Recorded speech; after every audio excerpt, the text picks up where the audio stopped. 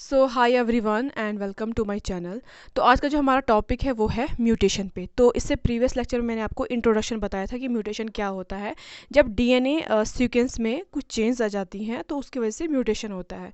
उस वजह से जिस ऑर्गेनिज्म में म्यूटेशन होता है तो उसकी जो फिनोटाइप है उसमें भी विजिबल चेंज नज़र आती हैं। तो इस वीडियो में मैं आपको बताऊँगी about different types of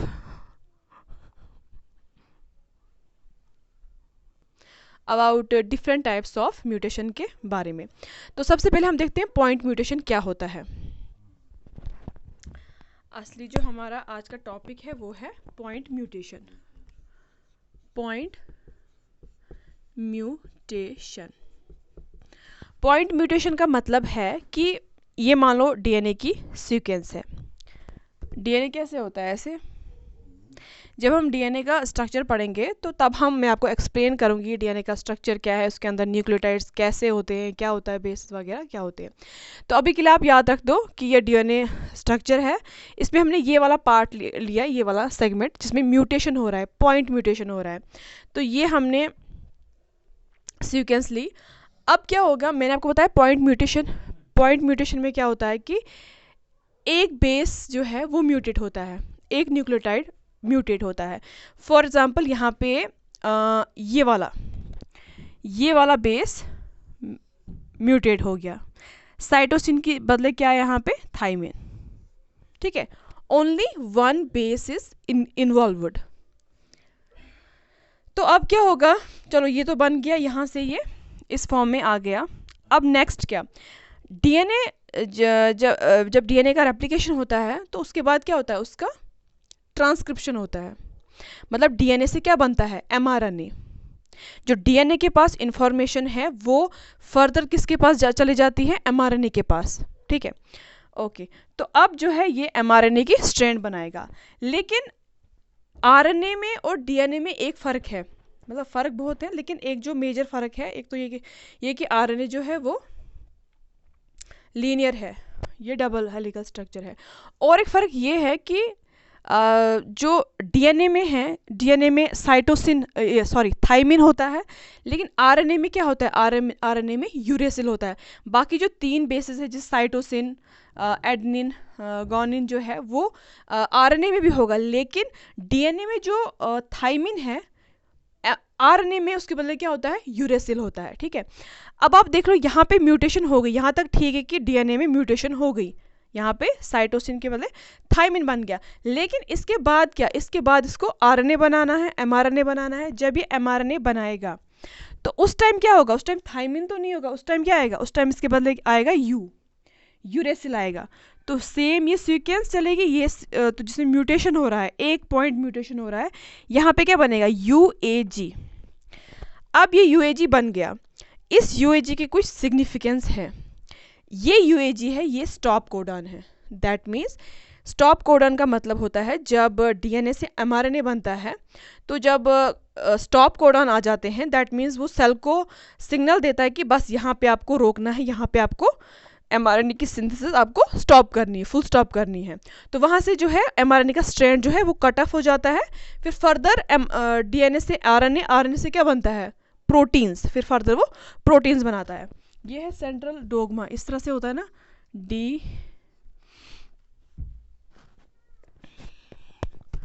DNA से बनता है एमआरएनए, फिर एमआरएनए से बनते हैं प्रोटीन्स। ओके, तो लेकिन मैं आपको ऐसे समझाती हूँ। अब देखो उस टाइम क्या आया था? यूएजी, बाकी सब सेम था। ठीक है, तो ये कहेगा सेल को कि आपको रोकना है। तो हो सकता है सेल को आरएनए जो है, एमआरएनए की सिंथेसिस इतनी हो सकती थी, लेकिन due to mutation in DNA sequence, तो जिसकी वजह से यहाँ पे यूएजी बन गया फोर्सफुली।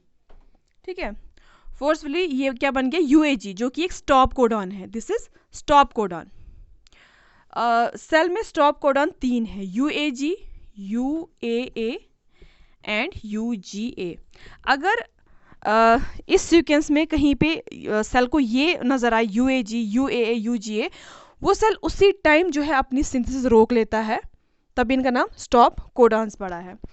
तो अब सेल को पहले इतनी लंबी सीक्वेंस रखनी थी, लेकिन अब शॉर्टर सीक्वेंस हो गई ड्यू टू म्यूटेशन। तो इसकी वजह से क्या होगा, डिफॉर्मड प्रोटीन्स बनेंगे, गलत प्रोटीन्स बनेंगे, हार्मफुल प्रोटीन्स बनेंगे जो सेल के लिए हार्मफुल हो सकते हैं, या क्या हो सकता है ये शॉर्टर जो बने हैं और भी बाकी जो शॉर्टर म्यूटेशन की वजह से ही ज्वाइन हो जाएंगे, ये कुछ अलग ही नेटवर्क बनाएंगे। ठीक है, तो इसी का मतलब है नॉनसेंस म्यूटेशन। नॉनसेंस म्यूटेशन का मतलब है कि जिसमें कोई सेंस ही नहीं बन रही है। ठीक है, तो इसमें क्या है, इसमें आपको याद रखना है कि स्टॉप कोडान जो है वो बनते हैं और ये जो mRNA की सिंथेसिस है उनको रोक लेते हैं और शॉर्टर सेगमेंट्स बनाते हैं, और जिसकी वजह से गलत प्रोटीन बनते हैं। क्योंकि जो सेंट्रल डोगमा है वो क्या है, ये मैंने आपको बताया, DNA से mRNA, mRNA से प्रोटीन। ठीक है, तो ये समझ में आया नॉनसेंस म्यूटेशन। अब हम पढ़ते हैं दूसरी टाइप ऑफ म्यूटेशन। अब हम देखते हैं दूसरी टाइप ऑफ म्यूटेशन जिसको कहते हैं मिससेंस म्यूटेशन। इसमें देखो क्या होता है, फॉर एग्जांपल एक DNA सीक्वेंस है CAT CAT CAT। ठीक है, तो ये जो है अपना अमाइनो एसिड बनाता है, ये अपना अमाइनो एसिड बनाता है, ये अपना अमाइनो एसिड बनाता है, नॉर्मली जो सेल अपना नॉर्मली बना रहा है। फिर जो अमाइनो एसिड्स हैं ये ज्वाइन करके क्या बनाते हैं, ये बनाते हैं प्रोटीन। क्या बनाते हैं, इस तरह से प्रोटीन बनाते हैं। ठीक है, which is in folded form. Folded form मतलब प्रोटीन जो है कब इफेक्टिव होता है, कब फंक्शनल होता है, जब ये फोल्डेड फॉर्म में होता है। ओके, तो ये नॉर्मल है तो ये फोल्डेड फॉर्म में है, लेकिन इसमें अब हो रही है म्यूटेशन। कौन सी म्यूटेशन, पॉइंट म्यूटेशन। अब देखो क्या बनेगा, CAT जो ये है इसके बदले मान लो साइटोसिन आ गया। ठीक है, अब ये नॉर्मली अपना जो अमाइनो एसिड है वही बनाएगा, ये भी वही बनाएगा, बट ये कुछ और ही बनाएगा अमाइनो एसिड। ठीक है, ये कुछ और ही बनाएगा।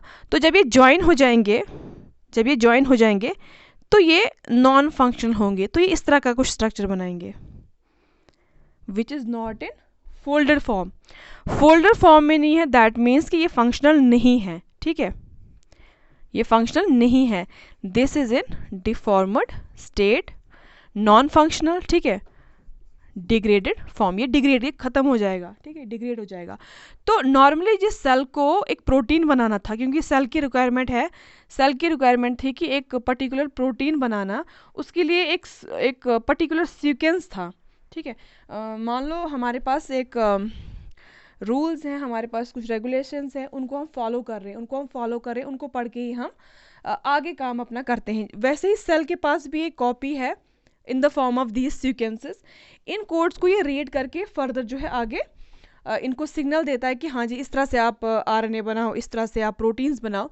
बट उस जो मेरे पास कॉपी है उस कॉपी में ही एरर है, तो उसको मैं गलत रीड करके कुछ आगे गलत ही रिजल्ट्स दूंगी, गलत ही उसका गलत इम्पैक्ट पड़ेगा, तो मेरा काम ही गलत हो जाएगा, क्योंकि मेरे पास इंफॉर्मेशन गलत है, मेरे पास जो कॉपी है, मेरे पास जो पेज पे इंफॉर्मेशन है वो गलत है, जिसकी वजह से वो गलत पढ़ के मैं गलत काम कोई करूँगी जिस पे गलत असर पड़ेगा।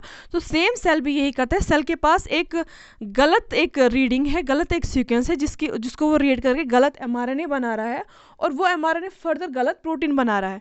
ठीक है, तो मिससेंस म्यूटेशन में आपको इतना याद रखना है कि ये जो प्रोटीन्स हैं ये डिफॉर्मड स्टेट में बनते हैं, ये नॉन फंक्शनल होते हैं। ठीक है, सेल जो है खामखा इतनी एनर्जी वेस्ट करता है ऐसे फजूल प्रोटीन्स बनाने में, ठीक है, जिनका कोई भी काम नहीं है, तो इसको कहते हैं मिससेंस म्यूटेशन। तो ये हो गई 2 म्यूटेशन। तो नेक्स्ट लेक्चर में हम जो फर्दर म्यूटेशंस हैं उनके बारे में पढ़ेंगे। तो पहले हमने पढ़ा म्यूटेशन, नॉनसेंस म्यूटेशन, उसमें हमने पढ़ा स्टॉप कोडान्स के बारे में कि स्टॉप कोडान्स जो है किस तरह से म्यूटेशन की वजह से बनते हैं। मतलब नो डाउट स्टॉप कोडान्स होते हैं सेल में, और जब उनका यूज़ होता है अपने टाइम पे, उस टाइम वो यूज़ होते हैं, बट म्यूटेशन जब नॉनसेंस म्यूटेशन होती है उस टाइम पे वो ऐसे ही आ जाते हैं और वहाँ पे mRNA की सिंथेसिस अचानक से एब्रप्टली फोर्सफुली वो वहाँ पे रोक लेते हैं और वहाँ पे गलत जो है प्रोटीन्स बनते हैं, क्योंकि एट द एंड क्या बन रहा है, एट द एंड प्रोटीन्स ही बन रहे हैं।